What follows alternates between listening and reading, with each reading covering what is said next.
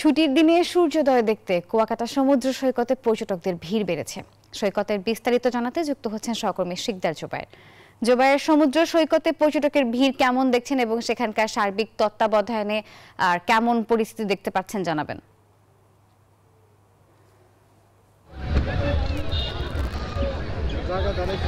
ধন্যবাদ। কুয়াকাটা সমুদ্র সৈকতে সকাল থেকেই ভিড় রয়েছে। বিশেষ করে আজ সকালে সূর্যোদয় দেখতে কুয়াকাটা সমুদ্র সৈকতে ভিড় জমেছিল হাজারো পর্যটক।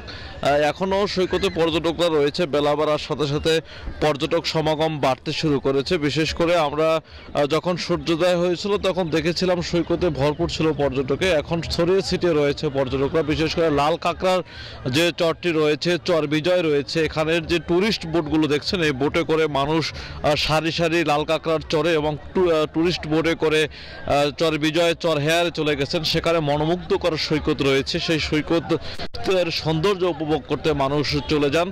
যেহেতু প্রাকৃতিক সৌন্দর্যময় সেই জায়গা, অতিথি পাখির কলরব রয়েছে। পাখিটিকে সেই সুন্দর দৃশ্য দেখতে মানুষ চলে গেছেন সেই সোনার চর, হেয়ার দ্বীপ এবং চর বিজয়। সেখানে মানুষ, সেখানে লাল কাঁকড়ারও ছোটাছুটি রয়েছে। সমুদ্র সৈকতের আশ্রে পড়া ঢেউয়ের সাথে কিন্তু দোল খাচ্ছেন পর্যটকরা। এবং এখানে যে স্পিড বোটগুলো দেখছেন, এই স্পিড বোটে করে আশপাশের প্রায় 14 থেকে 15টি স্পট রয়েছে, সে সকল স্পটে মানুষ চলে যান। বিশেষ করে সরকারি যে ছুটির দিনগুলো হয়, যে গতকাল শুক্রবার, আজ শনিবার, এছাড়াও যে সরকারি ছুটির দিন, প্রত্যেকটি ছুটির দিনই কুয়াকাটা সমুদ্র সৈকতে পর্যটক সমাগম থাকে। ঢাকা থেকে কুয়াকাটা আসতে মাত্র 5 থেকে 6 ঘন্টা সময় লাগে, যার কারণে প্রত্যেকটি ছুটির দিনই এখানে পর্যটকদের পদচারণায় মুখরিত থাকে। কুয়াকাটার সমুদ্র সৈকতের একই স্থানে দাঁড়িয়ে সূর্যোদয় সূর্যাস্ত উপভোগ করা যায়, যার কারণে ভ্রমণ পিপাসুদের কাছে প্রথম পছন্দ কুয়াকাটা সমুদ্র সৈকত। সকাল সন্ধ্যা এই সৈকতে পর্যটকদের পদচারণায় মুখরিত থাকে। এই ছিল কুয়াকাটা সমুদ্র সৈকত থেকে আমার কাছে এই মুহূর্তে সবশেষ। আমরা আরও খবর জানতে চলে যাব কক্সবাজারে, সেখানে রয়েছেন আমাদের সহকর্মী।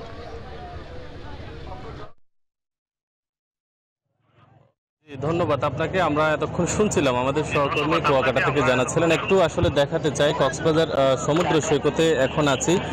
কক্সবাজার সৈকতের যে সুগন্ধা পয়েন্ট আছে সেখানে আসলে আজকে সকাল থেকে আসলে কক্সবাজার সমুদ্র সৈকতের সুগন্ধা পয়েন্টে একেবারে পর্যটকে মুখর রয়েছে। হোটেল মোটেল যারা ব্যবসায়ী আছে তাদের সাথে কথা বলেছি আমরা। তারা আমাদেরকে যেটি বলছেন, আসলে শীতের এই মৌসুমটাতে সবচেয়ে বেশি পরিমাণ পর্যটক আসলে কক্সবাজারে ঘুরতে আসেন। এখানে আসলে সমুদ্রের নেমে গোসল করার যে প্রশান্তি সেটি তারা আসলে অনুভব করেন।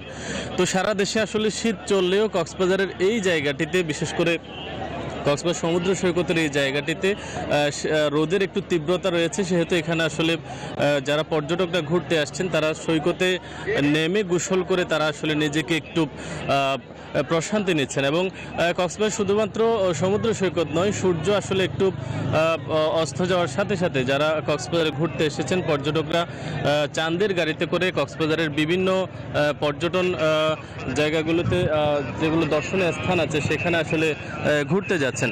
তো আমরা দেখেছি আসলে অনেক পর্যটককে ইরানি হিমচুরি থেকে শুরু করে প্রায় সবকটি পর্যটন কেন্দ্রে তাদেরকে আসলে ঘুরতে যেতে দেখা গেছে। তো পর্যটকদের অনেকেই আসলে তাদের আক্ষেপ রয়েছে। তারা আমাদেরকে যেটি বলছেন যে আসলে সেন্ট মার্টিনে আসলে যাওয়ার যে একটা আগ্রহ তাদের রয়েছে, কিন্তু শুধুমাত্র 2000 পর্যটক যাওয়ার একটা সুযোগ রয়েছে। সেহেতু আসলে অনেকে যাওয়ার ইচ্ছে পোষণ করলেও আসলে সেখানে যেতে পারছে না।